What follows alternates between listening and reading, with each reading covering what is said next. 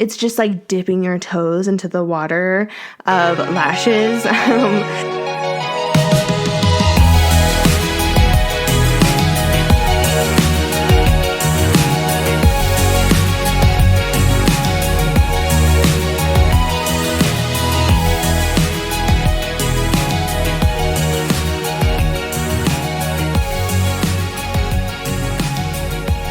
Hello. Welcome to my channel. My name is Sarina Lanae, and I've been an esthetician for over 10 years. I specialize in lashes, brows, waxing, facial treatments, and makeup. On this channel, I'm going to break down and explain beauty services to you. I'm also going to answer commonly asked beauty questions, and I'm going to share my experience as a provider and now a business owner in the beauty industry. So of course, the first service that we have to dive into is lashes because hello, everybody and their grandma gets lash extensions and lash lifts and tints now. But a lot of people still don't really know what these services are exactly, what the difference is between them. Some people are better candidates for lash lifts and some people are better candidates for lash extensions, and it all just kind of depends on like your natural lash type and how much time you have for maintenance and your lifestyle and all that good stuff. So first, let's go ahead and dive into lash extensions. So I actually have specialized in lash extensions for like over 7 years now. I used to work in Scottsdale at Let's Lash, and we used to just do lashes there, so I got really good at them. So I always explain to people that there are different techniques of lash extension. You really don't have to know exactly what technique you want going in, but just having a general idea of what the techniques are will probably help you decide like what style you want and kind of what to ask for. I mean, ideally you would be going to a lash artist who is really thorough in their consultation, and they would kind of after asking you questions, decide that with you. But we're going to go over the basics just in case so that you can feel confident when you're scheduling your appointment or when you're booking online, because I know sometimes that's kind of overwhelming, not knowing which option to choose. So there are about 4 main types of lash extensions. There is classic, hybrid, volume, and mega volume. With classic lashes, you get a 1-to-1 ratio of lash extensions, which means each one of your natural lashes gets 1 extension put on it. So it's really good for adding like length and for adding curl, and you can kind of like change the shape of your lashes a little bit with that, but you're not really going to get a lot of volume. You're not going to get any added density. And if you have really sparse, really fine lashes, I don't usually recommend that technique for clients because the classic lashes are pretty thick in diameter. So they can kind of weigh your natural lashes down. This is good for like people who already have a lot of natural lashes and maybe they just don't have a lot of curl and they just want to add a little oomph. So then with volume, those lashes are actually thinner in diameter. If you ever touch like the different lashes, you'll see that the volume lashes feel softer.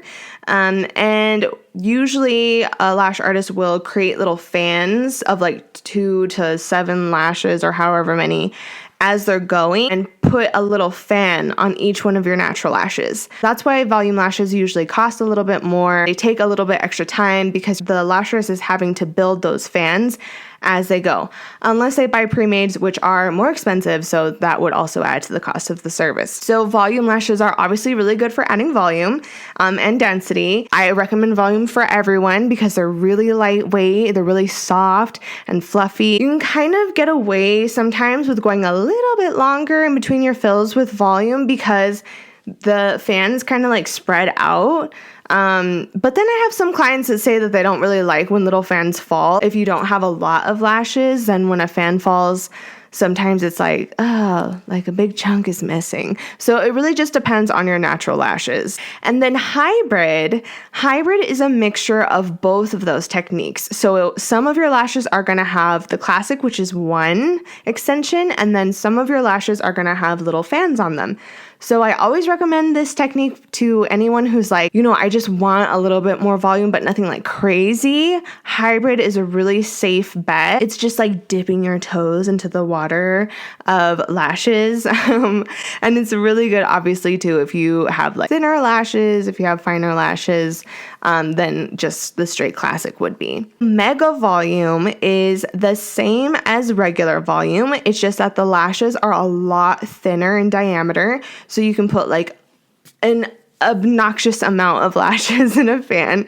So this gives that really like thick, like juicy strip lash look. I also recommend Mega Volume, like if someone's wanting to go really like long in length, but their lashes are kind of short. Mega Volume is good because the diameter is thinner, and so you can keep that length without looking too thin, if that makes sense. But basically, what technique you're gonna get comes down to, how much time you have for fills. It's gonna come down to, styling, all that good stuff. So with the lash lift and tint, that is a chemical process. It's when the lash artist brushes your natural lashes up onto a rod, kind of like a perm rod, for your hair. And then lash artist puts a little solution on, and so it lifts your lashes upwards. So it's really good for someone who has long natural lashes, really good for someone who has a lot of natural lashes, because it's just gonna look like you're this really bomb coat of mascara, and you curled your lashes and you won't even really have to touch them. If you have really thin, really fine lashes, unfortunately lash lifts and tints are not a good service for you, just because you're not really gonna notice much of a difference if you don't have that many natural lashes. And then also if your lashes are that thin, you don't really want to compromise the health of them. It's kind of similar to when you get your hair bleached. If you have really thin, really fine hair, you don't usually want to bleach the crap out of it because it can be super damaging. Whereas if you have really thick, a ton of hair, it's it is going to get a little damaged, but it's not so bad because you have so much hair. So it's basically the same thing with a lash lift and tint. So lash lift and tints are really good for people that don't have time to come in every 2 to 3 weeks for fills like you would with lash extensions. They are also really great for people who love a natural polished look, but you're not wanting to look too dramatic. And so I always recommend lash lifts and tints for people who are wanting to try a lash service but aren't sure if they're ready for lash extensions. The lash lift and tint is a good gateway service. Also with the lash lift, usually you also get a tint at the same time, so that's really great if you have lighter color lashes. It just kind of darkens them up and makes them look a little bit more juicy. It doesn't last super long, usually a few weeks. It just depends on your beauty products that you're using on your lashes and your lash type. If you already have dark natural lashes, you can still do the tint. Obviously, it's not going to make them any darker than they already are. I have black lashes, but I do notice when I put the tint on, it does kind of just make them look a tiny bit thicker. Nothing super noticeable, but I notice it because they're my natural lashes.